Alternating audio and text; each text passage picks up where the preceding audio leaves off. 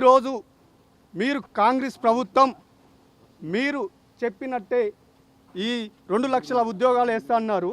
ఈరోజు మేము job calendar తలగబెట్టి అస్థికలు గంగలో కలపడం జరిగింది. మేము ఏమంటున్నాం అంటే మా ప్రధాన డిమాండ్ ఏంటంటే ఇలా రాష్ట్ర ముఖ్యమంత్రి రేవంత్ రెడ్డి గారు మీరు ఉస్మానియా యూనివర్సిటీకి ఎట్టొస్తారు రేపు మొన్న 21 అనుకున్నారు క్యాన్సిల్ చేసుకుర్రు. మేము అక్కడ ఉద్యమాలు చేస్తే మమ్మల్ని తీసుకుపోయి స్టేషన్లో పెడుతుర్రు.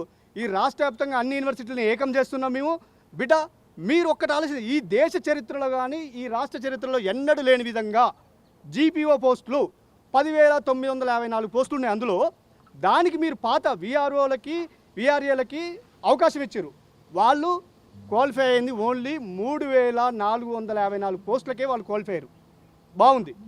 మళ్ళీ రెండోసారి క్వాలిఫై కాని వాళ్ళకి తీసుకొచ్చి మళ్ళీ వాళ్ళకి ఎట్లా అవకాశం ఇస్తారు? మీరు సిగ్గుందా? అంటే 30 మార్కులు రాని వాళ్ళని కూడా తీసుకొని వచ్చి మీరు అవకాశాలు కల్పించారు.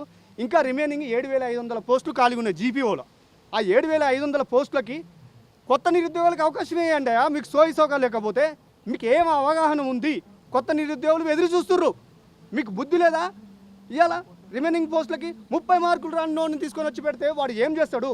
ఇంకోటి ఈ దేశ చరిత్రలోని ఏ ప్రభుత్వం చేయనటువంటి విధంగా మీరు గ్రూప్ 1కి 2 హాల్ టికెట్లు ఇచ్చారు. అంటే ప్రిలిమ్స్కి ఒక హాల్ టికెట్, మెయిన్స్కి ఒక హాల్ టికెట్ ఇచ్చారు. సిగ్గుందా? ఈ దేశంలో ఎక్కడ లేదు ఇలాంటిది. మీరు ఎందుకు చేస్తున్నారు? మీకు నడిపిడ కావట్లే. అదేవిధంగా ఇవాళ విద్యాశాఖ మంత్రి లేడు. ఒక మంత్రి సీఎం హోదాలో ఉండి 60,000 అంటాడు. దుద్దుల శ్రీధర్ బాబు ఉండి 70,000 అంటాడు. ఇంకోటి 80,000 అంటాడు. సిగ్గు లజ్జ మీకు ఉందా చెప్పడానికి? 2 లక్షలు కూడా ఇచ్చారని రా బాబు. తొక్కుతాం ఒక్కొక్కరిని చీరి చింత కడతాం మా నిరుద్యోగ విద్యార్థి జేఎస్తో పెట్టుకుంటే. అదేవిధంగా మీరు అవగాహన లేదు, సోయి లేదు, దద్దమ్మలారా. ఇలా రాష్ట్ర వ్యాప్తంగా ఉన్నటువంటి బడ్జెట్ ఎంత కేటాయించారు? ఈరోజు మా ప్రభుత్వానికి మా విద్యార్థులకి కేవలం మీరు 7.9 పెట్టారు. ఈ దేశంలో కొన్ని రాష్ట్రాలు పరిశీలిస్తే ఆడ ఢిల్లీలో చూసుకుంటే 22%, అదేవిధంగా బీహార్ నుంచి వచ్చి తెలంగాణ బతుకుతున్నారు వాళ్ళు అసలు 21% పెట్టుకున్నారు. అదేవిధంగా హిమాచల్ ప్రదేశ్ చూసుకుంటే 19%, ఛత్తీస్గఢ్ చూసుకుంటే 18%. ఇలా వాళ్ళ దాంట్లో పావులంతా కూడా పెట్టుకోకపోతే మీకు సిగ్గుసేరా అనిపించట్లేదా బడ్జెట్? ఇలా ఆర్టికల్ 3 లేకపోతే తెలంగాణ కొత్త రాష్ట్రం ఏర్పడింది. ఆ 3 వల్లనే మీరు ఇలా ముఖ్యమంత్రి అయ్యారు. మేము శాంతియుతంగా ప్రోగ్రాం చేస్తుంటే ఆర్టికల్ 19ని మీరు కూని చేసి రాజ్యాంగంలో ఉన్నటువంటి వాటికి కూడా మీరు గౌరవించకపోతే మీరు సీఎం చైర్లు ఎందుకు కూర్చొని పండుకోరాయా? మీరు ఏమి ఇస్తారు? ఇలా నువ్వు ఖబర్దార్, నువ్వు ఉస్మానియా యూనివర్సిటీలో రేపు అడుగు పెడితే మేము ఎట్లా సర్ప్రైజ్తో మాకే తెలియదు. ఒక విధ్వంసంలాగా మేము వచ్చి అడ్డుకుంటాం. ఇవాళ మా పీజీ వాళ్ళకి ఎగ్జామ్ అయిపోయాక మీరు పెట్టుకున్నారు. ఇవాళ అందరికి ఫస్ట్ ఇయర్కి సెకండ్ ఇయర్కి ఎగ్జామ్ అయిపోయినాయి. గోదావరికి మానేరికి అన్ని హాస్టల్లో తాళాలేసారు. ఒక్క హాస్టల్లో ఒక్క విద్యార్థి కూడా లేరు. మీరు వచ్చి అంతా అయిపోయాక వచ్చి ఇలా దానికి ఒక ప్రణాళిక ఇచ్చి పోలీస్ వ్యవస్థ ఎటుండాలి? మీరు ఒక ఏకపక్షంగా మీరు బిహేవింగ్ మంచి పద్ధతి కాదు. ఇలా విద్యార్థులకి మీరు అన్యాయం చేస్తున్నారు. ఏ వర్గానికి జరిగిన అన్యాయం మన నిరుద్యోగ విద్యార్థులు జరుగుతుంది. ఖబర్దార్, మేము ఊకునేది లేదు. ఒక్కొక్కరిని రోడ్ల మీద చీరి చింత కడతామని మేము హెచ్చరిస్తున్నాం. మీరు అన్ని మార్పులు మానుకోవాలి. ఉస్మానియా యూనివర్సిటీకి వస్తే విధ్వంసం సృష్టిస్తాం. ఆయన వచ్చేది దేనికోసం కదా? డెవలప్మెంట్ కార్యక్రమాలకి కదా వచ్చేది. బిల్డింగ్ ప్రారంభించడాలు, హాస్టల్ ప్రారంభించడానికి కదా. అడ్డుకోవాల్సిన అవసరం ఎందుకు వచ్చింది?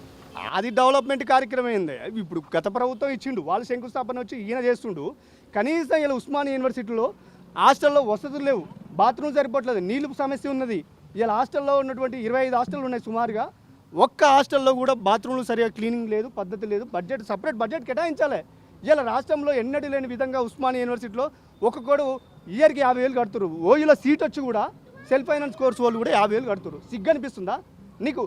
ఏమాత్రం ఈ రాష్ట్రం మంచిగా ఉండాలంటే విద్యార్థులకి న్యాయం జరగాలి.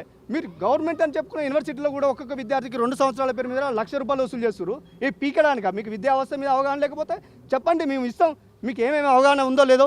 అంటే ఏ రాష్ట్ర ముఖ్యమంత్రి ఈయన విధంగా నేను సంవత్సరంలో 60,000 ఉద్యోగాలు ఇస్తున్నాను రేవంత్ రెడ్డి అంటా ఉన్నాడు కదా, ఏం చెప్తారు? ఆయనకి సిగ్గుండాలి. 60,000 వాళ్ళు వేసింది కేవలం 5,089 ఉద్యోగాలు మాత్రమే ఇచ్చిర్రు. అన్నీ యాడ్ చేసిర్రు. మెగా డిఎస్ అన్న అది లేదు, ఎస్ఐ కానిస్టేబుల్ అని అది లేదు, ఫారెస్ట్ బీట్ ఆఫీసర్ అది లేదు, ఏది లేదు. జీపో అనంత దరిద్రం. అసలు ఇదంతా ఇంత అవమానకరంగా గవర్నమెంట్ ఎగ్జామ్ వాడు సిగ్గు లేకుండా 2 సార్లు ఫెయిల్ అయినానికి నువ్వు ఎట్లా ఎగ్జామ్ పెడతావు? అట్లయితే నువ్వు గ్రూప్ 2 పెట్టు, గ్రూప్ 3 పెట్టు బిడ్డ.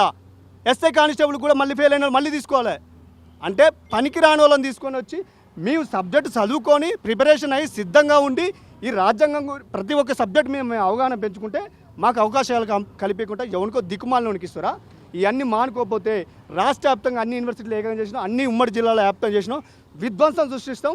ఒక్కొక్కరిని చీరి చింతగట్టి పాతాలకు తొక్కి డొక్క జీరి పేగులు మీ సీఎం గారు మీరు లాగుల తొండలేస్తే మేము బల్లులేస్తాం, బల్లులేసి మేము ఉగ్రవాదులమా?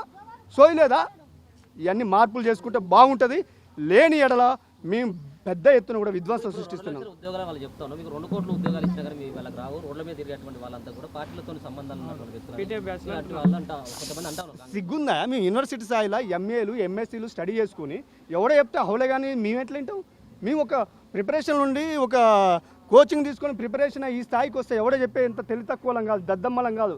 ఒక్కరికి కూడా ఎన్ని ప్రాజెక్టులు ఉంటుందో, విద్యావస్థ ఏంది, బడ్జెట్ ఏంది, ఈ రాష్ట్రం ఎటుపోతుంది, గందరగోళం అవుతుంది, విధ్వంసం నాశనం అవుతుంది, ఈ రాష్ట్రం అరగోసలు అవుతుంది, విద్యార్థి కన్నీరు పెడుతున్నారు, నిరుద్యోగులు చచ్చిపోయారు, మా విద్యార్థులు చచ్చిపోయారు ఫుడ్ పాయిజన్ కేసెస్లో. ఇలా గురుకులాలు 1022 కాలేజీలు ఉంటే దాంట్లో సరిగా వసతులు లేక ఆత్మహత్య చేసుకుంది. హన్మకొండలో వైష్ణవ అనే అమ్మాయి ఆత్మహత్య చేసుకుంది. మొన్న సూర్యాపేట జిల్లాలో అమ్మాయి ఒక శ్రావణ అనే అమ్మాయి ఆత్మహత్య చేసుకుంది. ఇలా రాష్ట్ర వ్యాప్తంగా ఆత్మహత్యలు, విద్యార్థుల గోసలు, అరిగిళ్ళు జరుగుతున్నాయి. మీరు ఏమిస్తుర్రా బాబు సంకేతం?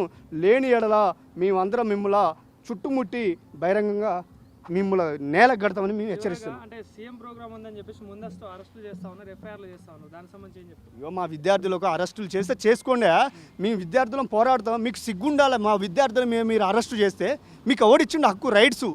అంటే ఎందుకు శాంతియుతంగా చేసుకునేది భారత రాజ్యాంగం ఆర్టికల్ 19 చెప్తుంది. అరే సిగ్గులేని దద్దమ్మా, నువ్వు ఎట్లా చేస్తావు?